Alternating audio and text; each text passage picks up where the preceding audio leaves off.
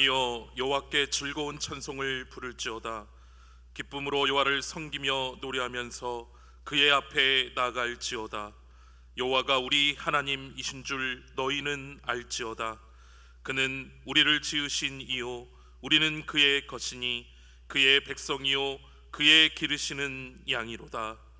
말씀의 주인이 되시는 하나님, 지난 한 주간 어둡고 음침한 길에서 방황하던 저희들이었지만 오늘은 주님께서 구별하신 주일임을 잊지 않고 예배의 자리로 나왔습니다. 주님께서 베풀어 주실 은혜를 앙망하며 성전을 찾아온 저희들을 크신 사랑과 자비로 맞이하여 주옵소서. 존귀하신 하나님께 마음과 뜻과 정성을 다하여 찬송과 경배를 올려드리오며 또한 주님께서 들려주시는 음성을 듣고자 겸손한 마음으로 엎드렸습니다. 사모하는 우리에게 능력의 말씀을 들려주셔서 상한 영혼을 소성시켜 주시고 우둔하고 미련한 마음을 지혜롭게 고쳐 주옵소서. 예배의 주인이 되시는 예수님의 이름으로 기원하옵나이다. 아멘.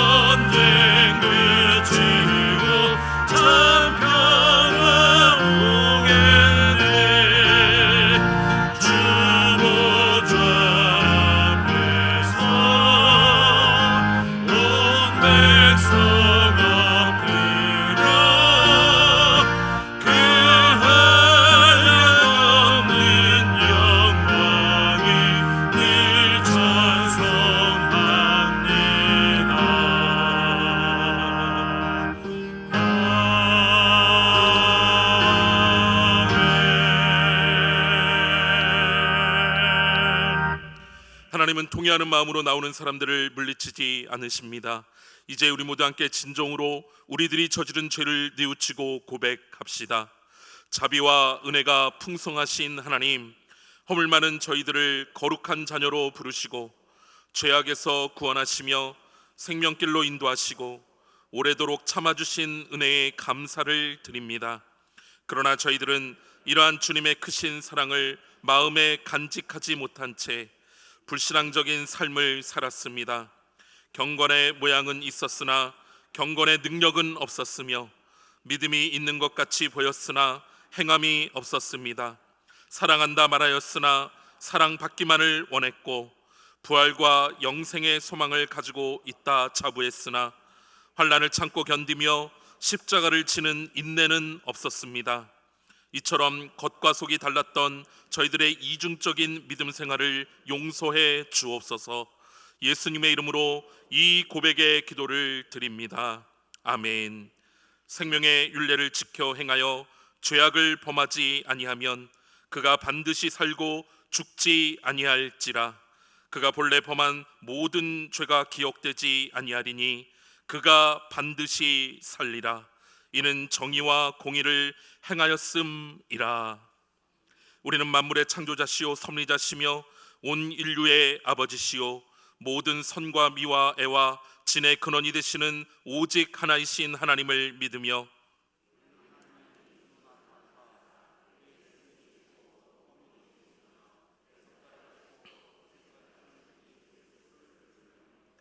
우리는 하나님이 우리와 같이 계시사 우리의 지도와 위안과 힘이 되시는 성령을 믿으며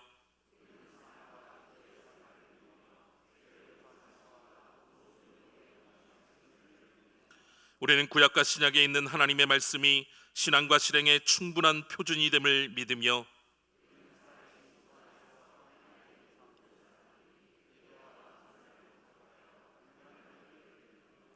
우리는 하나님의 뜻이 실현된 인류 사회가 천국임을 믿으며 하나님 아버지 앞에 모든 사람이 형제됨을 믿으며 아멘.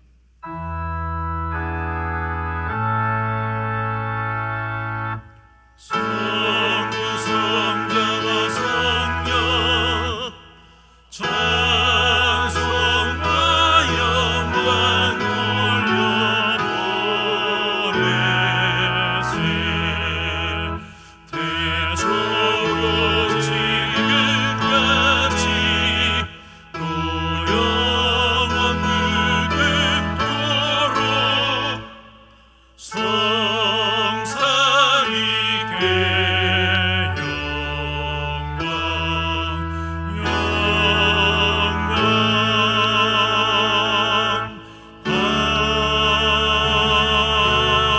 아멘.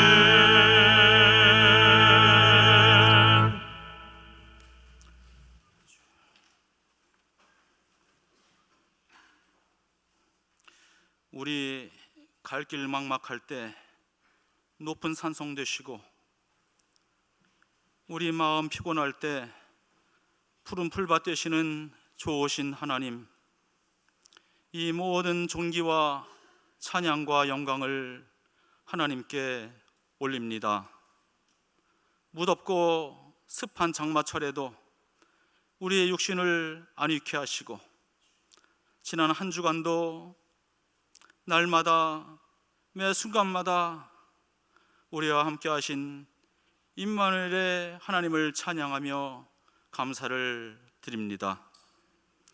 하나님 아버지, 우리는 아버지 앞에 중한 죄인임을 고백합니다.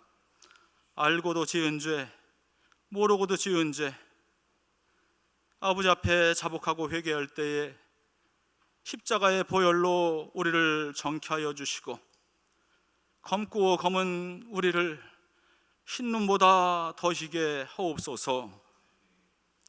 오늘도 하나님께서 정하신 복되고 거룩한 날에 하나님 앞에 무릎 꿇고 고개 숙인 노년의 모든 관속들이 드리는 예배 중에 좌정하시어 홀로 영광 받으시고, 각 처소마다 성령의 바람 일게 하시며 은혜의 물결로 넘실되게 하옵소서.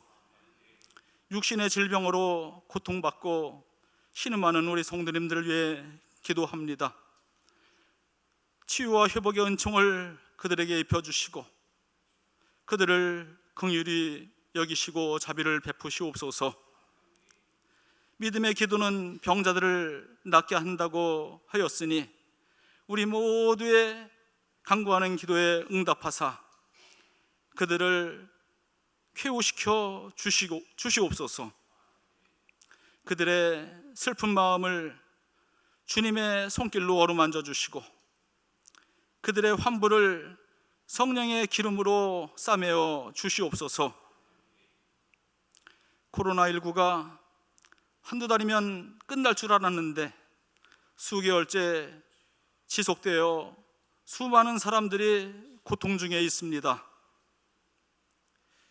경제를 비롯하여 여러 분야에서 극심한 고통을 겪고 있습니다. 하나님께서 우리를 용서하시고 역사하셔서 어느 누군가에게 지혜를 주셔서 치료제가 속히 개발되고 그로 인하여 이 코로나 사태가 종식되고 예전의 평화로운 일상으로 우리 모두 되돌아갈 수 있도록 크신 은총을 베풀어 주시옵소서. 우리 논현교회는 성도가 행복한 교회, 세상이 인정하는 교회, 우리가 서로 존중하고 보듬고 사랑하고 용서하는 성도, 성령 충만한 가운데 사랑이 넘치고 은혜로 능력으로 아름다운 목회를 이루어 가시는 목사님, 전도사님들, 그래야 우리 논현교회는 하나님 보시기에 아름답고 은혜가 풍성하고 성령 충만한 능력 있는 교회가 되게 하옵소서. 연로하신 우리 성도님들, 무더운 여름 날씨에도 여름을 잘 낼 수 있도록 강건케 하시고 우리 성도님들의 가정이 늘 화목하며 자녀들이 부모의 기쁨이 되고 일터와 사업장이 형통하여서 우리 마음에 근심이 없게 하시며 날마다 기름진 삶을 살아갈 수 있도록 인도하여 주시옵소서. 우리 교회를 떠나 목회하시는 우리 목사님들과 선교사님들을 위해 기도합니다. 그곳에 하나님의 능력이 가득하게 하시고 예수님의 사랑으로 인하여 모이기에 힘쓰고 더욱더 주님의 일에 충성과 헌신을 다하는 그 처소들이 될 수 있도록 인도하여 주시옵소서. 성부, 성자, 성령 하나님의 은혜로 그곳에 하나님의 나라가 확장되는 역사가 일어날 수 있도록 인도하여 주시옵소서. 하나님 아버지, 군 복무 중인 우리 젊은이들을 위해서 기도합니다. 무더운 여름 육신을 강건하게 보존시켜 주시고 국가의 모든 의무를 몸성이 마치고 돌아올 수 있도록 돌보아 주시옵소서. 찬양을 위해 수고하는 두 반주자와 오케스트라를 축복하시고 매 주일마다 예배를 위해 수고하는 봉사자들의 마음에 평강과 기쁨을 더하여 주시옵소서. 우리 목사님 성령 충만히 부으셔서 능력과 권세의 말씀을 선포하게 하시고 한 주간 우리의 삶을 성령님께서 인도하사 승리하게 하시며 우리가 세상 사람들로부터 빛과 소금의 역할을 감당하기에 부족함이 없는 노년의 모든 성도님들 될 수 있도록 인도하여 주시옵소서. 이 모든 기도를 우리를 죄에서 구원하신 좋으신 예수님의 이름으로 간절히 기도드리옵나이다. 아멘. 하늘에 계신 우리 아버지여, 이름이 거룩히 여김을 받으시오며 나라가 임하시오며 뜻이 하늘에서 이루어진 것 같이 땅에서도 이루어지이다. 오늘 우리에게 일용할 양식을 주시옵고 우리가 우리에게 죄 지은 자를 사하여 준 것 같이 우리 죄를 사하여 주시옵고 우리를 시험에 들게 하지 마시옵고 다만 악에서 구하시옵소서. 나라와 권세와 영광이 아버지께 영원히 있사옵나이다. 아멘.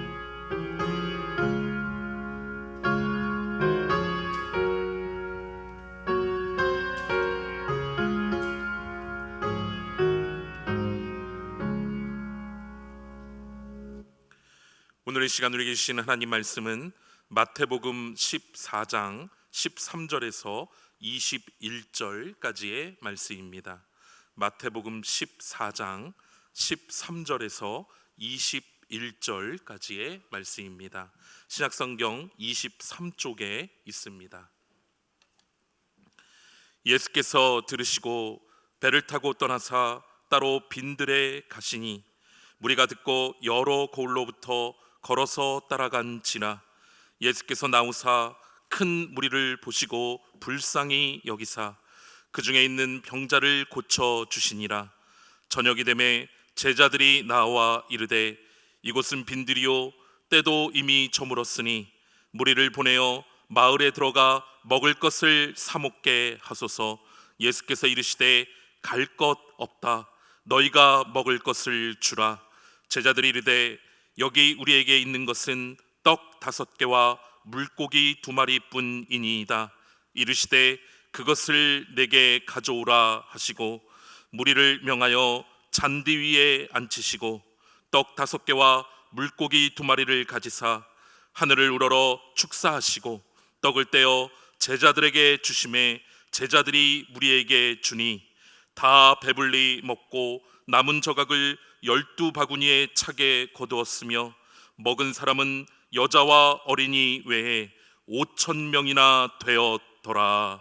아멘.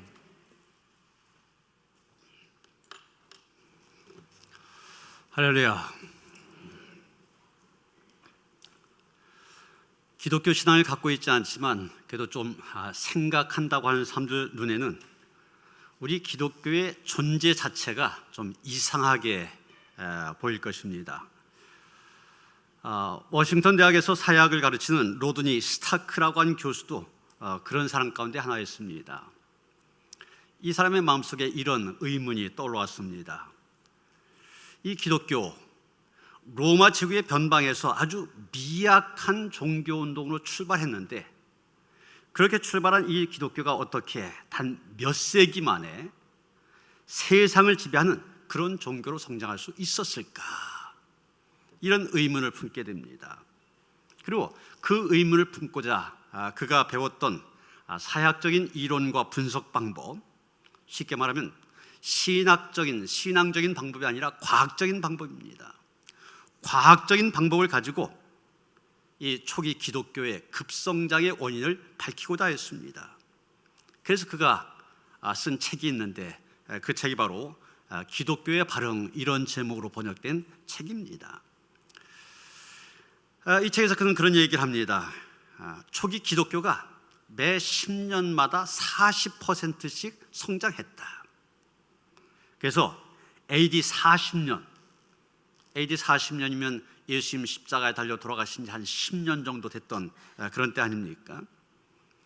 그때 기독교인의 숫자가 얼마였냐? 1,000명 정도 됐대.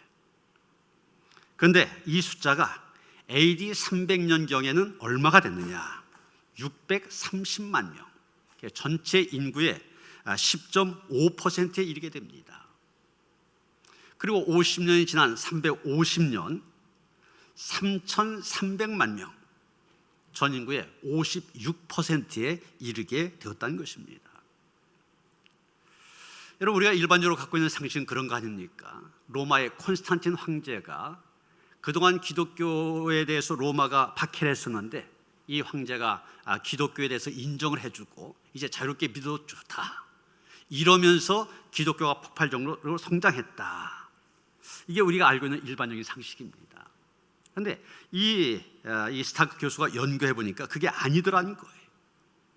오히려 그 반대더라는 겁니다.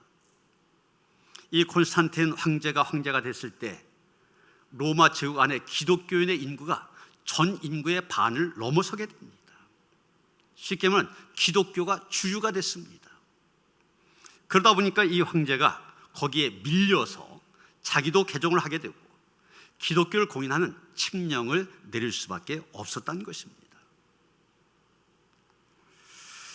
그러면서 이 스타크 교수가 다시 한번 연구합니다. 그렇다면 이 기독교가 300년 만에 이교도의 나라 로마에서 인구의 절반이 기독교인이 되는 그런 기적 같은 부흥, 어떻게 해서 이룰 수 있었을까?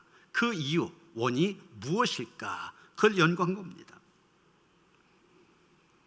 그러면서 이 스타크 교수는 이 2, 3세기에 로마에 지금의 코로나19와 같은 역병이 발생했는데 이 역병의 발생으로 인해서 인구의 최소가 4분의 1, 최대치로 하면 3분의 1의 인원이 사망했다는 겁니다. 우리로 말하면 우리 인구가 4,500만이라면 1,500만 명이 죽었다는 거예요. 완전히 그 사회가 붕괴될 지경이 되었습니다. 그때 기독교가 어떻게 됐냐? 이웃사랑 정신을 가지고 역병에 걸린 환자들 적극적으로 돌보았는데 그것이 바로 기독교 확산의 결정적인 요인이었다는 얘기입니다. 그 당시 이교도들은 이런 역병이 퍼지게 되니까 도망치기에 바빴습니다. 이교의 사제들, 고위층의 관리들, 부자들, 사람들이 모여있는 도시를 떠나 안전한 곳으로 다 피신했습니다. 환자들, 니들 스스로 알아서 살아남아야 된다, 그러면서 전혀 보호하지 않았습니다. 아프다고 하면 집에서 내쫓았고, 병든 사람 죽기도 전에 거리에 버렸으며, 매장하지 않은 시신들 흙으로 취급을 하였습니다.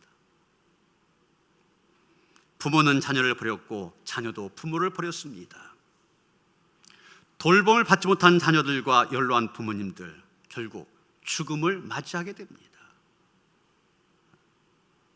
이게 그 당시의 상황이었어요. 그런 상황에서 교회는 어떻게 했느냐? 물론 교회에서는 하나님의 자비하심을 바라면서 기도해야 된다 가르쳤지만 거기에 그치지 않았습니다. 저 이교도들처럼 도망치는 것이 최상의 길이 아니고 보살핌과 배려, 사랑으로 이 질병을 이겨야 된다, 그렇게 권고하였습니다. 그래서 감염된 사람들, 요즘 말하는 확진자들이죠. 이런 확진자들 사랑으로 보살폈고 그들이 소생할 수 있도록 도움을 베풀었습니다. 그런데 도움을 베풀 때 교회 안에 있는 성도들뿐만이 아니라 교회 밖에 있는 이방인들 똑같이 했습니다. 모든 치료가 중단된 그런 상태였기 때문에 기본적인 간호만 받아도 사망률을 현저히 떨어뜨릴 수 있었습니다. 또 물과 음식을 제공한 것만 갖고도 쇠약해진 사람들의 건강을 회복할 수 있었다는 것입니다.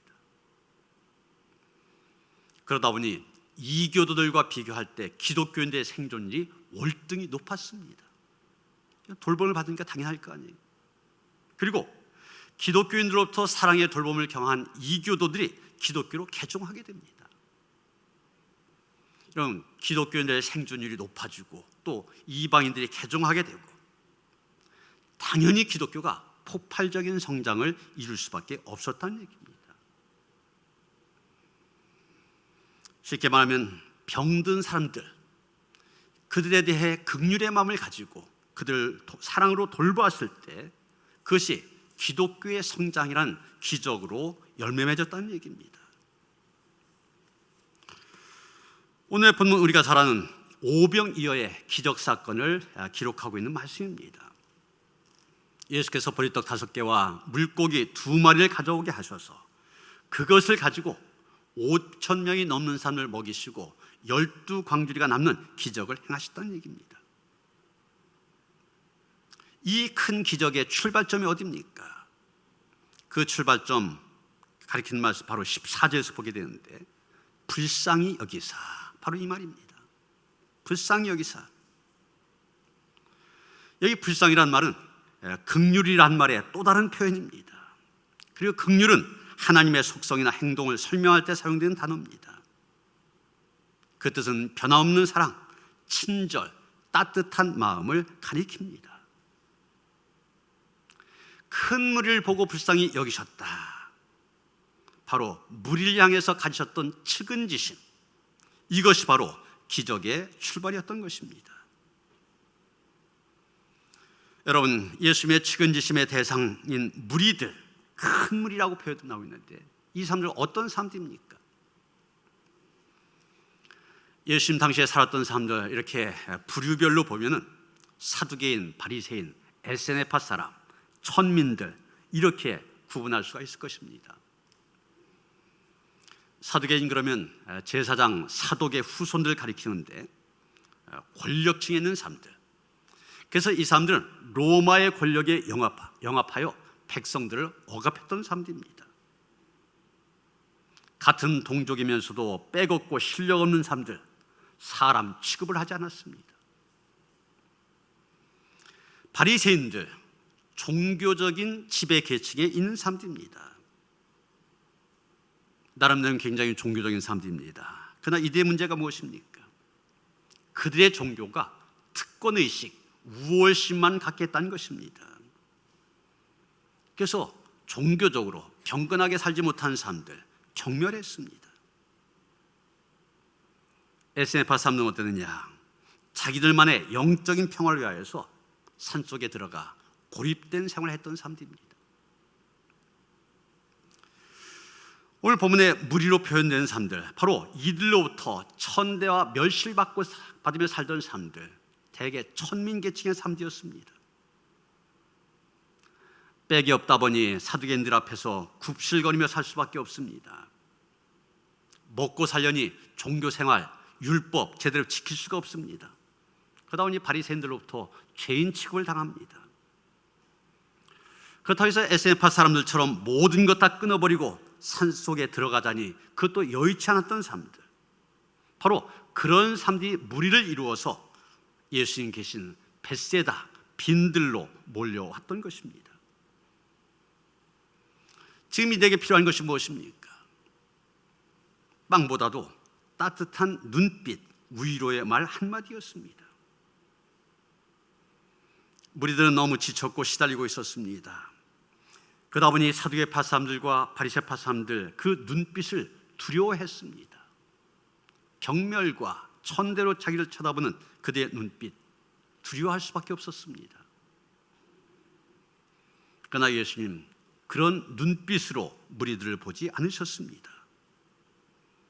예수님은 사랑의 마음, 사랑의 눈빛, 따뜻한 손길로 무리들을 보시며 그들을 어루만져 주셨습니다. 사두개인들 눈에 이 무리들 무능력한 사람들, 패배자들로 보였습니다. 바리새인들 입장에서 병자들은 죄인들입니다. 성전에 출입할 수 없는 사람들입니다. 그러니까 그 당시에 병에 걸린 사람들은 육신적으로도 고통스러웠었지만 영적으로 죄인 취급을 당했기 때문에 영육간에 아울러 참 힘든 그런 삶을 살아갈 수밖에 없었습니다. 이 사람들의 눈에 무리들 참 볼품없는 사람들입니다. 그런데 예수님은 이 사람들, 가진 사람들에게 입장에서는 한심한 사람들이지만 예수님은 이들을 불쌍히 여기셨다고 하였습니다. 불쌍히 여기셨다. 예수님은 그 무리들을 하나님의 사랑의 눈으로 보셨다는 얘기입니다.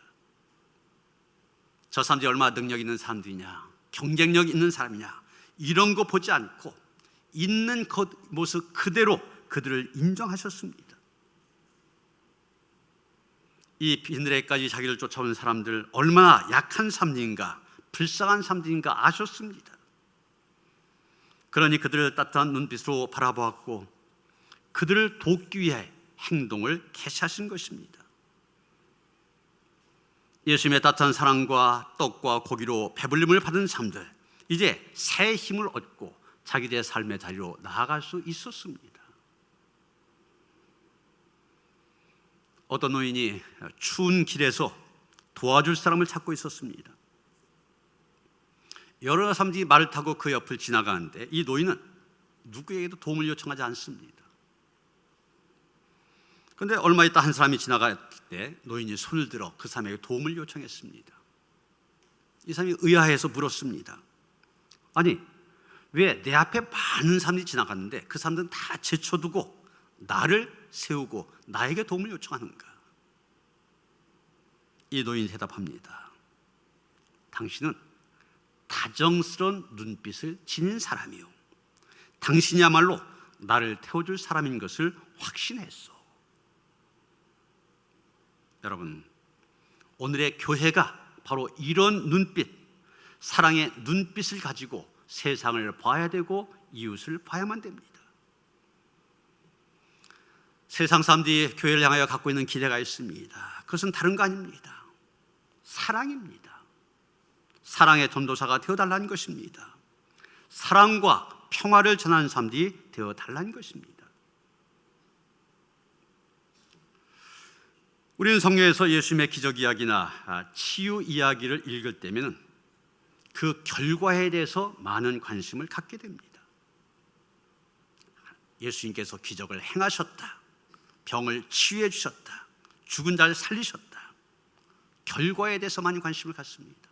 그러나 그 결과보다 더 중요한 것이 원인, 또 그 과정입니다. 기적은 어떻게 시작되어지냐? 바로 측은지심에서 시작이 되어진 것입니다. 측은지심, 불쌍히 여기사, 바로 이웃을 따스한 시선으로 바라본 것입니다.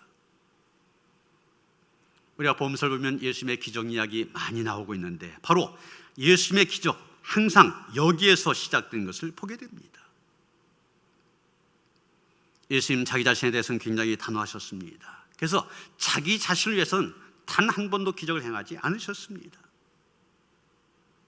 그러나 연약한 제자들의 믿음, 아픈 것도 서러운데 죄인 취급을 당하며 살아가는 사람들, 새 삶을 살고 싶은데 늘 배척만 당하는 사람들, 살아가는 사람들의 질병과 죽음 앞에서 슬퍼하는 사람들, 배고파하는 사람들, 이런 사람들 향해서는 기적을 베푸셨던 것입니다.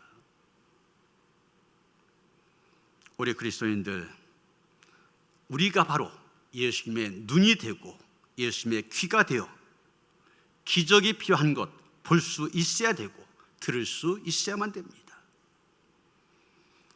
그러면 우리는 이내 내가 할 수 있는 일 아무것도 없다는 사실을 깨닫게 될 것입니다. 내가 지금 갖고 있는 이 보리떡 5개와 물고기 2마리, 이것 갖고는 아무것도 할 수 없다는 사실을 깨닫게 됩니다.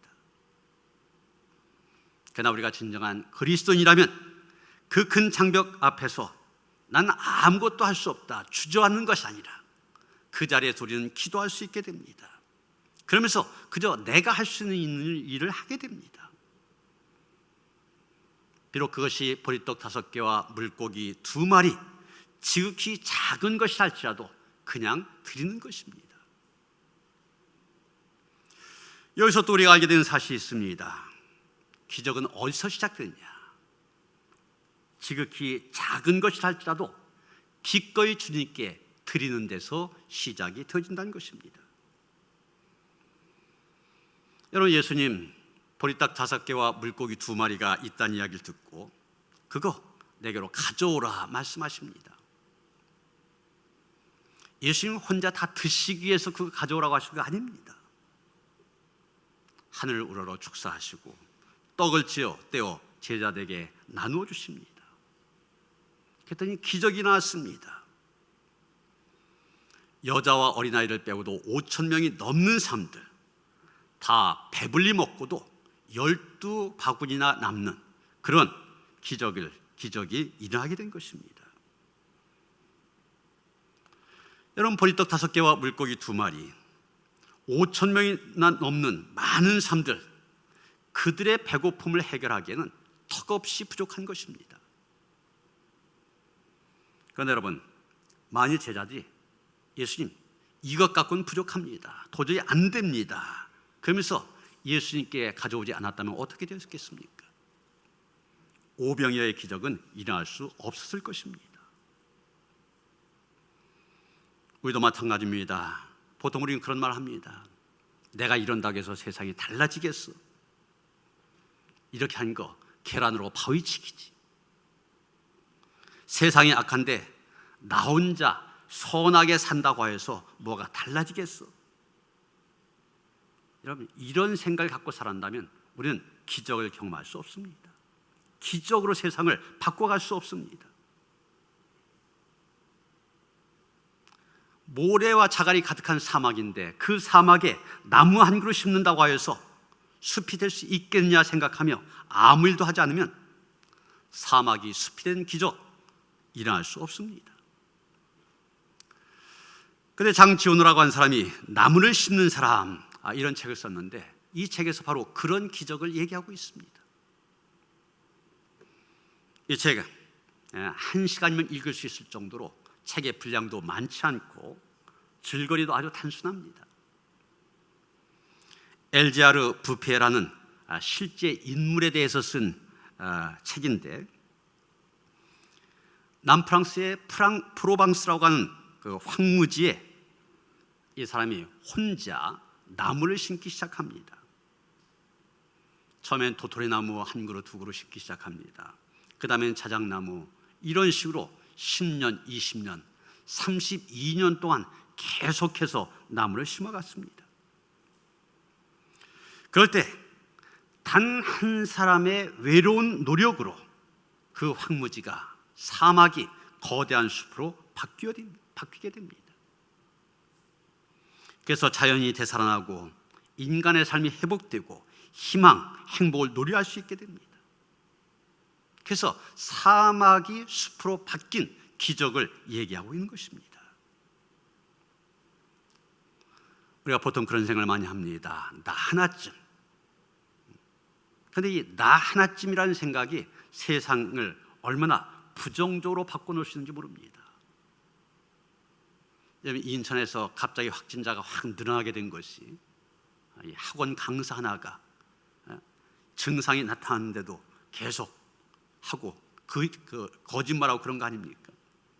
나 하나쯤 그런다고 해서 뭐 큰일이 생기랴. 나 하나쯤이 얼마 큰 변화를 가져왔습니까? 반대도 마찬가지입니다. 그 나 하나가 세상을 어떻게 하면 또 긍정적으로 변화시킬 수 있는지, 이런 면에 대해서도 우리는 알아야만 됩니다. 우리가 이 코로나19 상황에서 깨닫게 된 것, 우리 인간이 얼마나 약한 존재인가, 우리의 무능력을 절실하게 느끼고 있지 않습니까? 생명도 복제해내고 줄기세포로 암도 치료하고 로봇을 통하여서 사람들이 할 때 위험한 그런 일들도 다 해내고, 이렇게 과학이 발전이 되어지면서 인간의 힘으로 뭐든지 다 할 수 있을 줄 알았습니다. 그러나 이 코로나19라는 상황이 되니까 우리가 할 수 있는 일 없지 않습니까? 그런데 이 코로나19 문제뿐만이 아닙니다. 인간이 그동안 축적해온 지혜와 능력과 과학기술로 해결할 수 없는 수없이 많은 문제들이 이 세상에선 계속해서 생기고 있습니다. 그래서 세계적인 석학들 이런 결론을 내렸습니다. 이런 상태로 이 세상이 계속 간다면 인류는 20년 내에 종말을 고할 거다. 이 상태로 계속된다면. 여러분, 이 며칠 사이에 우리는 부산과 대전 또 수도권 곳곳에서 이 물폭탄이 터지는 것을 경험하고 있지 않습니까? 지난 23일 밤 부산의 한 지하차도에서는 주행하던 자동차 7대가 물에 잠겼고 시민 3명이 그 자리에서 사망하였습니다. 30일 새벽 대전의 한 아파트에서는 119구조대가 보시는 것처럼 구명정을 가지고 주민 100여 명을 구조하는 일이 벌어졌습니다. 보시는 것처럼 지상 주차장에 있던 차 100여 대 물 위로 떠올라 다녔습니다. 장마전선이 오르내리며 국지적으로 가공할 만한 물폭탄을 떨어뜨리고 있는 것입니다. 기상 전문가들은 당연히 그 원인을 찾습니다. 올해 이 장마철에 왜 이렇게 집중호우가 곳곳에 이렇게 빈발하고 있느냐? 그 원인을 얘기할 때 기후 변화에 그 원인이 있다, 그렇게 얘기합니다. 우리나라뿐만이 아니지 않습니까? 얼마 전 중국 남부 지역에서 홍수 피해를 줄이기 위하여서 추어강 제방을 폭파해야 될 정도로 정말 기록적으로 길고 많은 폭우가 쏟아졌습니다. 그 원인이 무엇이냐? 7월 초 70명이 넘는 사망자가 발생한 일본 규슈 지역 홍수 피해, 그 원인도 무엇이냐? 그 원인, 기후 변화에 있다는 것입니다. 지난번 말씀드렸지만 시베리아 동토의 땅, 그 가운데 베르호얀스크라고 하는 곳, 관측 사상 최초로 기온이 38도까지, 열대에서나 나올 수 있는 38도까지 기온이 올라갔다는 것입니다. 우리나라뿐만 아니라 세계 곳곳에서 일어나는 이 자연재해, 결국은 지구온난화로 북극의 기온이 높아지면서 나타났다고 하는 것이 기상학자들의 설명입니다. 뿐만 아닙니다. 지난해 봄 정말 숨쉬기가 어려울 만큼 초미세먼지 심각했지 않습니까? 올여름 인천 수돗물에서 깔따구가 출몰하여서 또 많이 근심하게 했는데, 이런 것들도 결국은 다 기후 위기와 깊은 관련이 있습니다. 지난번에 말씀드린 것처럼 지금 전직을 휩쓸고 있는 이 코로나19의 위기도 기후 변화 때문에 서식지를 잃어버린 야생동물들, 사람들 가까이 와서 바이러스를 퍼뜨리면서 이것이 일어났다, 그렇게 추정되고 있지 않습니까? 좀 전에 석학들의 이야기를 했습니다. 이런 상태로 계속 간다면 20년 안에 이 지구는 종말을 고할 것이다. 그런데 여러분, 이것을 뒤집어 말하면 어떻게 됩니까? 이런 상태로 계속 간다면 그랬는데, 그러지 않고 이런 상태로 가지 않도록 한다면, 다시 말해서 우리가 우리의 삶의 스타일을 바꾼다면 그렇지 않을 수도 있다. 오히려 희망의 메시지로 들을 수 있는 거 아닙니까? 우리 한 사람 한 사람이 무언가를 해야만 됩니다. 나 혼자 한다고 되겠어? 이렇게 돼서는 안 됩니다. 나라도 하겠어, 이렇게 돼야 됩니다. 지난번 설교했던 것처럼 이런 기후 위기의 상황에서 나라도 환경을 생각하는 그린 크리스찬이 돼야겠어. 나라도 자발적인 불편을 실천해야 되겠어. 나라도 종이컵 대신에 텀블러를 사용해야 되겠어. 나라도 장바구니를 사용하겠어. 그럴 수 있어야 된다는 얘기입니다. 여러분, 하나님께서 우리에게 가져오라고 하신 것, 내게 없는 것이 아닙니다. 이미 내가 갖고 있는 것입니다. 우리에게는 헌신할 것이 없는 것이 아니라 기적을 믿을 만한 믿음이 없는 것입니다. 하나님은 아무리 작은 헌신이라 할지라도 그것으로 기적을 만들어 가시는 분이십니다. 교회 봉사를 할 때, 직분을 받을 때 우리는 이런 마음으로 해야 합니다. 난 아직 자격이 없어요. 올해는 말고 내년부터 하겠어요. 여러분, 이건 겸손이 아닙니다. 예수님께서 그거 내게 가져오라 그러시는데, 아니요, 그런 것과 똑같습니다. 주님이 우리에게 가져오라고 한 것, 오병이어처럼 아주 작은 것이요, 우리가 능히 감당할 수 있는 것입니다. 그것을 우리가 가져와서 주님의 손에 들려준 순간, 예수님이 하늘을 우러 축사하신 순간 기적이 일어난 것입니다. 나의 작은 헌신이 기적을 만들고 나의 작은 헌신이 교회를 든든히 세워가며 세상을 바꿔간다는 것을 알아야 됩니다. 그래서 나 혼자 한다고 되겠어? 이게 아니라 나라도 하겠어, 이런 마음으로 기꺼이 주님의 손에 나의 작은 보리떡과 물고기를 드릴 수 있어야 되는 것입니다. 마지막으로 한 가지 더 생각하고자 하는 것은 일상의 가치가 얼마나 중요하냐는 것입니다. 여러분, 17절에 제자들이 여기 우리에게 있는 것은 떡 5개와 물고기 2마리뿐이다 그랬는데, 이 떡 5개와 물고기 2마리, 평범한 사람들이 갖고 다녔던 일종의 도시락입니다. 이거 기적을 일으킬 만한 특별한 것이 아닙니다. 그래서 제자들도 그것을 하찮게 여겼던 겁니다. 일상에 이미 주어진 것의 소중함, 일상적인 가치의 귀함을 몰랐던 것입니다. 그러나 예수님은 우리의 그런 생각을 바꿔주십니다. 그래서 내가 갖고 있는 일상의 것들, 그것을 가져오라고 명하십니다. 그리고 하늘으로 감사기도 하시고 그 일상의 것을 떼어서 제자들에게 주셨더니 그때 기적이 일어났습니다. 오병이어, 평범한 도시락, 일상적인 것, 그것이 기적의 도구가 되어진 것입니다. 여러분, 이 코로나19 19의 상황을 살아가면서 우리가 계속 이야기한 것이, 내가 과거에 누렸던 일상의 삶, 그것이 얼마나 소중했었는가, 이것에 대해서 계속 얘기하고 있지 않습니까?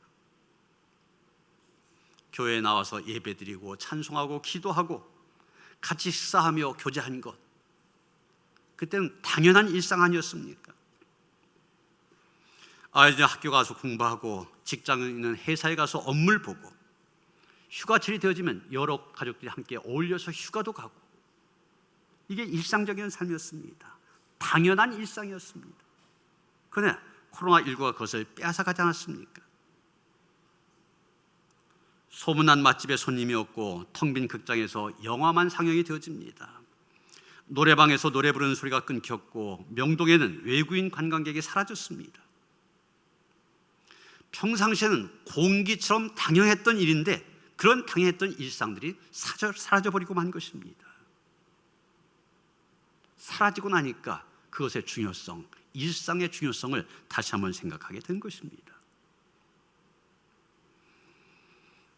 행복한 바보, 현명한 바보라고 불리는 지혜자 나스 루딘이라고 하는 사람이 있는데, 이 사람이 하루는 길을 가다가 모든 의욕을 상실한 그런 표정으로 길을 걷고 있는 한 사람을 만나게 됩니다. 지혜자가 그에게 물었습니다. 아니 형제요, 무슨 걱정이 있습니까? 그랬더니 이 상심한 얼굴로 길을 가던 그 사람 이렇게 대답을 합니다. 선생님, 저는 일을 할 필요가 없을 만큼 많은 재산을 갖고 있습니다. 그래서 세상을 구경하려고 이 나라 저 나라 많은 곳을 여행했습니다. 하지만 그다지 신기한 것도 보지 못했고 새로운 것을 말하는 사람도 만나지 못했습니다. 그 어느 곳에서도 말입니다. 그러다 결국 이렇게 삶의 흥미를 잃어버리고 말았습니다. 이 말 듣고 있던 지혜자가 갑자기 그 사람의 짐 보따리를 들고 뛰기 시작합니다. 자기의 여행 보따리를 빼앗긴 이 사람, 자기의 짐을 찾기 위해 열심히 뒤쫓아갔지만 너무 빨리 도망간 지혜자를 따라갈 수가 없었습니다. 결국 자기의 짐이 담긴 보따리를 잃어버리고 말았습니다. 몇 시간 후에 남의 짐 보따리를 갖고 도망치던 지혜자가 길가에 그 보따리를 내려놓고 자기는 바위 뒤에 숨어 있었습니다. 얼마 후 그 짐 보따리를 잃어버렸던 사람이 그것을 잃어버린 자기의 처지를 한탄하면서 터벅터벅 길을 걸어오다가 자기의 보따리를 발견하고는 기쁜 얼굴로 뛰어와 그 짐을 풀어봅니다. 잃어버린 것이 하나도 없이 다 있는 것을 확인하고는 기쁨에 가득한 얼굴로 하늘을 바라보며 감사의 기도를 드렸다는 것입니다. 여러분, 이 사람에 대해서 한번 생각해 보세요. 이 사람 보따리를 잃어버리기 전까지는 자기가 가지고 다니던 그 보따리가 얼마나 소중한지를 몰랐습니다. 그래서 낙심하고 실망했던 것입니다. 그런데 잃어버린 후에야 그것이 정말 소중한 것이었고, 그 잃어버린 것을 찾은 후에야 자기가 갖고 있던 것이 얼마나 귀한 것이었는지를 깨닫게 된 것입니다. 여러분, 우리가 그렇습니다. 평상시에 가지고 있던 것들, 별로 소중하게 여기지 않았던 일상의 것들, 그것이 얼마나 소중한지 잃어버린 다음에야 깨닫게 됩니다.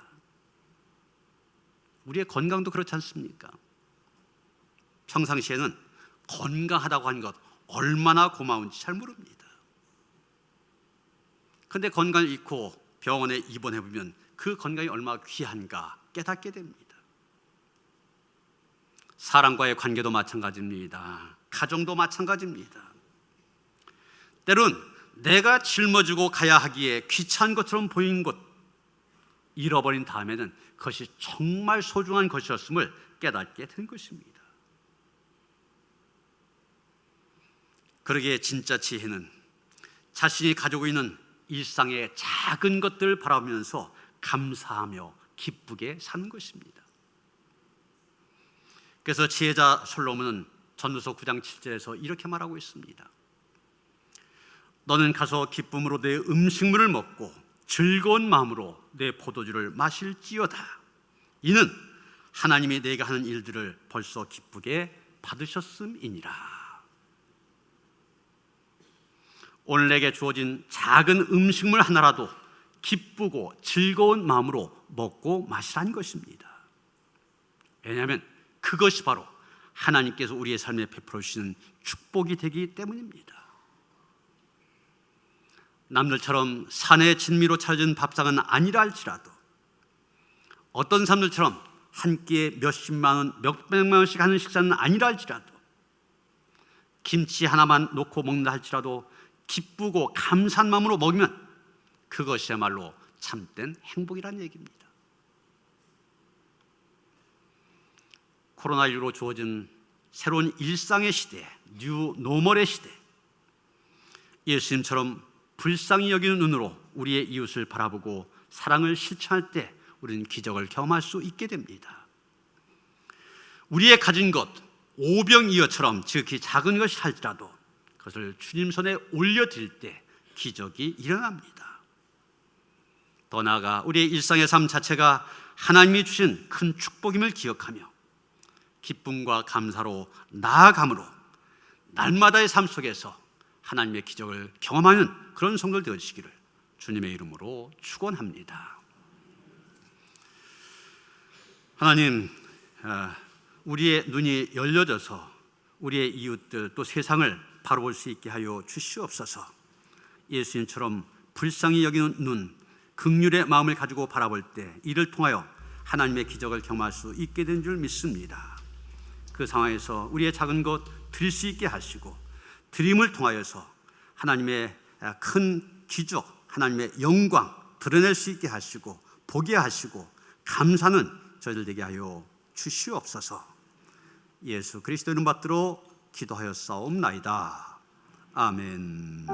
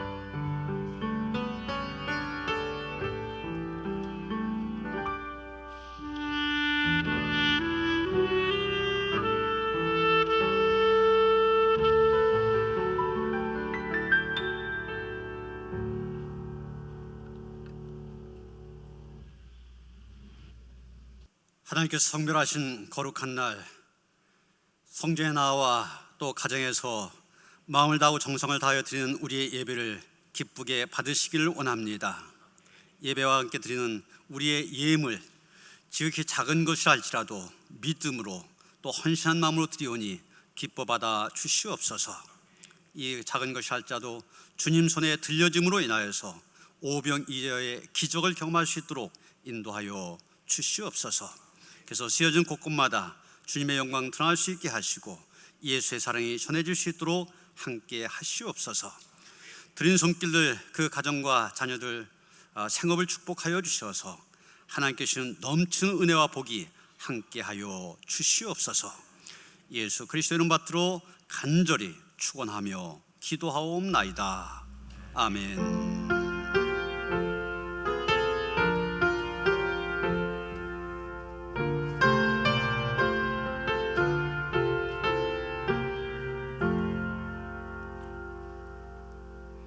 평화 인사를 나누시겠습니다. 주님이 주신 평화가 함께 하시기 바랍니다. 서로 인사하시겠습니다. 새가족 소개하겠습니다. 최중희 조경근 권사님이 오정경, 그 다음에 아들 주서루, 주시우 자녀들 한 가족이 같이 등록하셨습니다. 잠깐 일어서실까요? 예, 우리 환야한 노래 함께 부릅니다. 주의 사랑으로 환영합니다. 주의 사랑으로 환영합니다.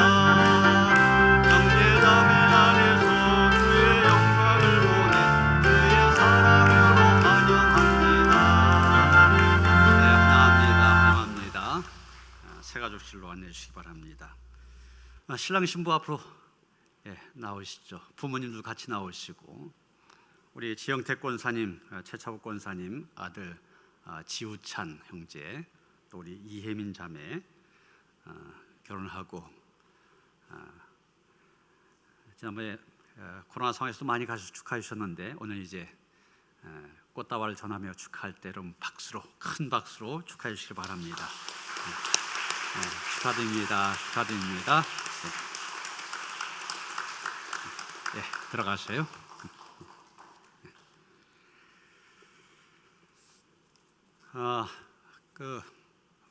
이제 코로나19 상황이 지역 가면 특히 인천 지역 같은 경우 많이 안정화되어지는 그런 상황이 계속되고 있기 때문에 이제 조심스럽게 교회 학교, 그동안 교회 학교는 이 코로나19가 시작되면서 전혀 모이지 못했었습니다. 이제 8월 23일부터 조심하면서 다시 교회에서 예배 드릴 수 있도록 지금 준비를 하고 있습니다. 또 성경학교와 청년부 수련회도 상황에 맞춰서 준비하고 있는데 여러분 더 이상 이 악화되지 않고 모든 예배 또 교회 모든 것들이 회복될 수 있도록 또 기도해 주시기를 부탁을 드립니다. 그래서 지금 현재 예배도 이제까지와 마찬가지로 주일날은 3번 8시 반, 11시 또 오후 1시 반, 또 수요일 저녁에는 가족 찬양 예배 8시, 새벽에는 오전 5시 반 새벽 기도회, 교회에서 예배 드리면서 또 실시간 영상을 통하여 가정에서도 예배 드릴 수 있으니까 꼭 예배 참여할 수 있도록 그렇게 하시고요. 이제 조금 이렇게 교회 나와서 예배 드리는 인원들이 조금씩 늘어가는 것 같습니다. 교회 안 가고 가정에서 예배 드리니까 내 믿음이 자꾸 뒤떨어지는 것 같다. 그러지 마시고 이제 우리가 안전 가운데 모든 거 조심하면서 예배드리고 있으니까 마음 놓고 오셔도 괜찮습니다. 그래서 원하는 대로 마음껏 하나님을 예배할 수 있도록 그렇게 하시길 바랍니다. 성서대학도 우선 온라인으로 개강을 합니다. 이번 주 화요일부터 시작이 되어지는데 이미 구약 성경 공부하신 분들 이제 이번엔 신약편입니다. 그래서 공부하시던 분들 중심으로 유튜브를 통하여서 강의도 하고 출석 체크도 하고 숙제도 내고 이런 식으로 운영이 되어지는데 그래서 그 성서대학 하셨던 분들은 다 연락이 가서 하실 텐데 만약 온라인으로라도 성경을 공부하고 싶다 하시는 분들 이 강의 영상 우리 노년교회 유튜브 채널에 올라갈 것입니다. 들어가서 보시면 자유롭게 공부하실 수가 있습니다. 배우는 일에도 관심 가지시고 힘써 주시길 바랍니다. 교회 현장 예배, 교회학교 현장 예배 시작하기 전까지는 지금 이전과 마찬가지로 동영상과 또 실시간 영상을 통하여 예배드린 걸 기억하시고 자녀들 빠지 않고 예배 참석할 수 있도록 잘 안내해 주시기를 바랍니다. 한종선 집사님 병원에 입원하셨습니다. 위에서 기도해 주시기 바랍니다. 다 일어나셔서 419장 찬송하시겠습니다.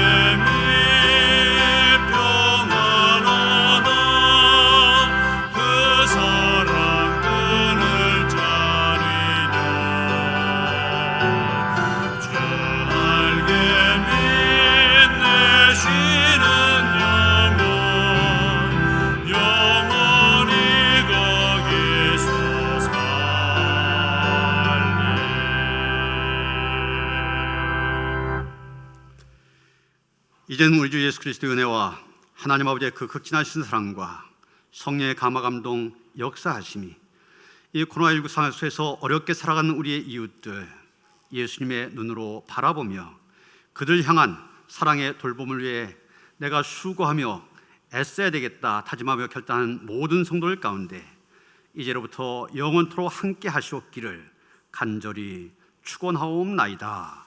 아멘.